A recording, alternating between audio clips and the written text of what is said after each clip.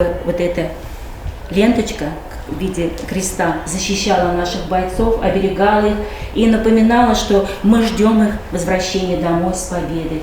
Егетләрне сакласын һәм якласын әнә шул теләк белән 9нчы мәктәп укучылары технология дәресендә СВОдагы якташларыбызга саклагыч кошчыклар ясыйлар. Зәйлеләрнең кайгыртуын тоеп белеп яшәсен дигән теләктә алар. Кошчыкларны гади тукмадан һәм кызыл төстәге җептән әзерлиләр. Я делаю оберег для военных. Нам раскроили ткань. Мы сначала сделали носик. Әле булар гына түгел, үз куллары белән 17 пижама әзерләп хәрбиләр яткан госпитальләргә җибәргәннәр. Тукмалары әзер булгач, тагын тегәргә исәплиләр. Благодаря нашим ребятам, и мальчикам, и девочкам, они приходили на переменах, помогали и учили шить на машинках, и сметывали, кто-то стачивал, кто-то утюжил.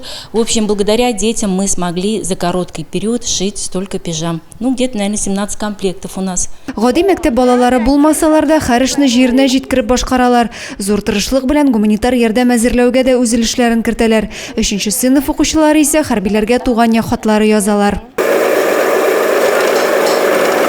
Кызлар кабинетта саклагыч кошчыклар ясаса, мәктәп остаханәсендә дә эш кайный. Укучы малайлар укытучылары җитәкчелегендә хәрбиләр өчен култык таяклары ясыйлар. Атна дәвамында 12 пар таяк әзерләгәннәр инде.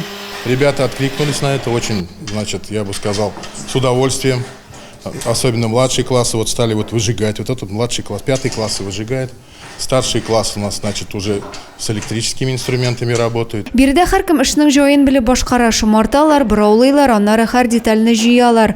Агачны яндырып, зәй сезнең белән дигән язуны да төшерәләр. Это мы делаем для военных, которые лежат сейчас в госпитале, для их помощи. Это несложно, это легко.